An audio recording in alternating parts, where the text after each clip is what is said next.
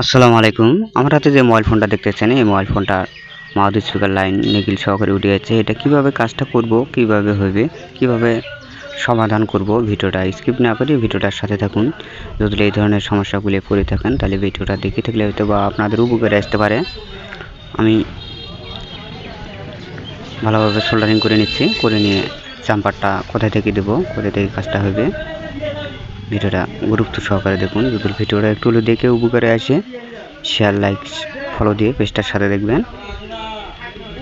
আমি সুন্দর করে সোল্ডারিং করে জাম্পারটা দিচ্ছি।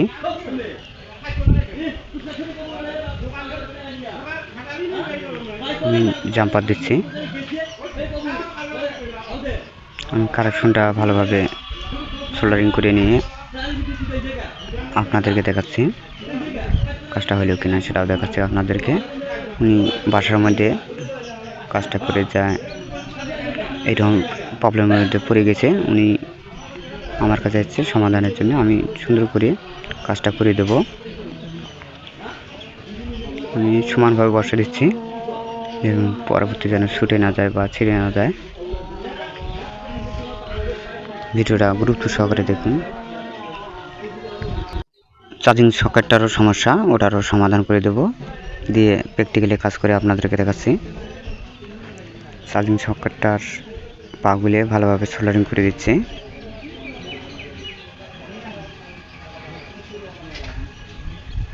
ভিডিওটা ধৈর্য সহকারে দেখুন। ভিডিওটা শেয়ার দিয়ে আরও 10 জন ভাইদেরকে দেখার সুযোগ করে দেবেন।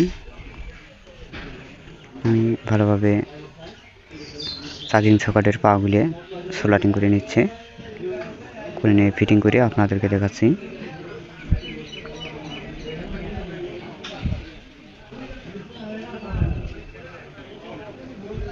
উনি বাসার মধ্যে ট্রাই করছিল, ট্রাই করার পরে এই ক্ষতিগ্রস্তটা হয়ে গেছে। আমি কারেকশন দিয়ে দিলাম মাউথ স্পিকারে, দিয়ে চার্জিং সকেটটারও পাগুলি সুন্দর করে সোল্ডারিং করে ফিটিং করে আপনাদেরকে দেখাচ্ছি।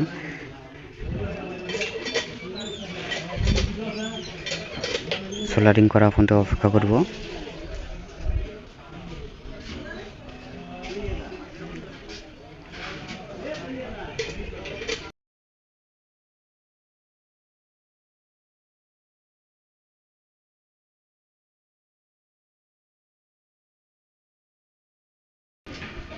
আমি ভিডিওগুলি তুলে ধরার চেষ্টা করব।